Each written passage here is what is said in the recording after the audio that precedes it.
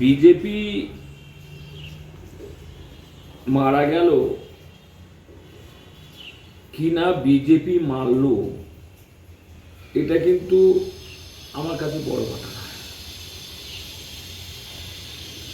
যে ভাইটা বিজেপি করছে সে আমার ভাই, সে আমার বাংলার ভাই, আমার দেশের ভাই। সর্বোপরি যে কথাটা বলার দরকার ভীষণভাবে আপনাদের মিডিয়া চ্যানেল থেকে, বাংলাতে দুষ্কৃতিতে আঁতুর ঘর হয়ে গেছে, দুষ্কৃতিতে আঁতুর ঘর বাংলা। কংগ্রেস 50 বছর ক্ষমতায় নেই,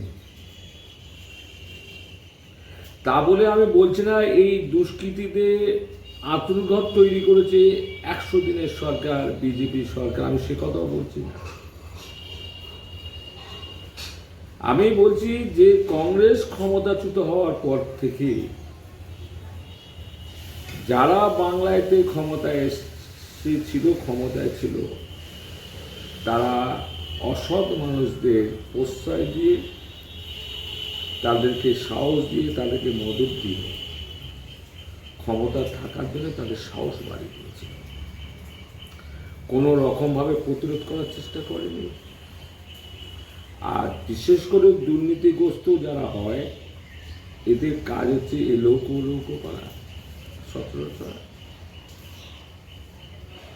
সুতরাং বাংলার মানুষ বর্তমান সরকারকে ক্ষমতায় নিয়ে এসে অনেক আশা করেছিল যে হয়তো বাংলার বুকে আর কোনো আর্যিকর হবে না, কোনো কামদনি হবে না, পার্কস্ট্রিট হবে না, রানাঘাট হবে না। তারপরেও আমরা দেখলাম বাংলার বিভিন্ন প্রান্তরে অনেকগুলো ধর্ষণের মতো লাক্কারজনক ঘটনা ঘটে যাচ্ছে, বাড়ি ঘুরে এনকাউন্টার হচ্ছে, মার্ডারও হচ্ছে। কে কাকে মার্ডারগুলো বড় কথা নয়, বড় কথা আমি বাংলার মাননীয় মুখ্যমন্ত্রী তথা স্বরাষ্ট্রমন্ত্রীকে আমি বলব, আপনি যে প্রতিশ্রুতি দিয়েছেন রাজধর্ম পালন করুন, হিন্দু মুসলমান ছাড়ুন, বাংলাটা বিনয় বাদল দীনেশ ক্ষুদিরাম মা মাতঙ্গিনী হাসরার বাংলা,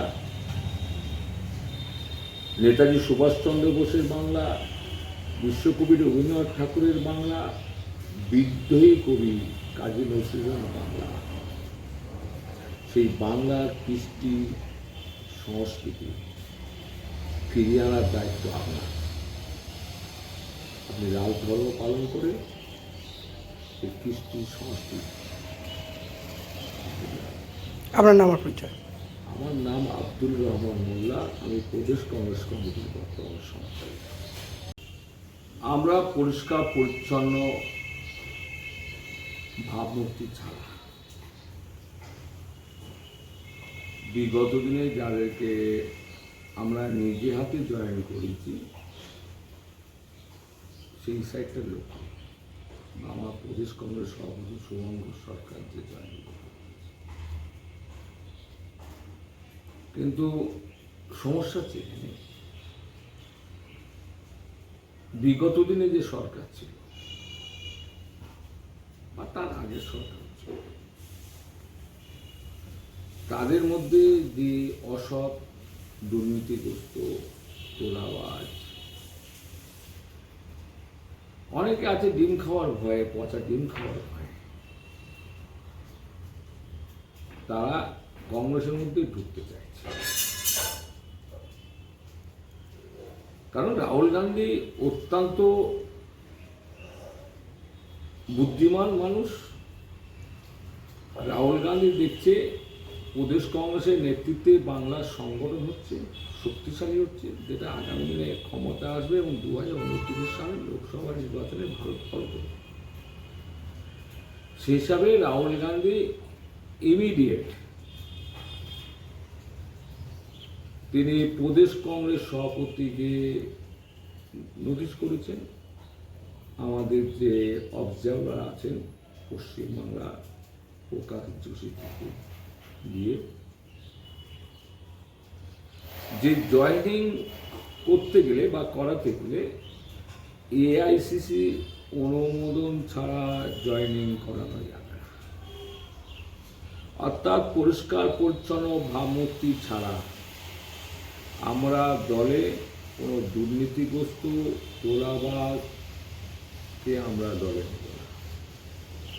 এবং বিগত দিনে জয়েনিংয়ের মধ্যে দিয়ে কিছু কিছু এলাকায় যদি সেই রকম কোনো দুর্নীতিগ্রস্ত তাবেদা বা অসৎ যদি কোনো ব্যক্তি ঢুকে পড়ে, আমরা তাদেরকে চিহ্নিত করার চেষ্টা করছি এবং তাদেরকে দল থেকে বার করতে চেষ্টা করছি। কারণ আমরা মানুষের দল, আমরা ক্ষমতায় নেই, আমরা মানুষের পাশে ছিলাম, আছি, আগামী দিনে থাকবো। এটা জাতীয় কংগ্রেসের অঙ্গীকার।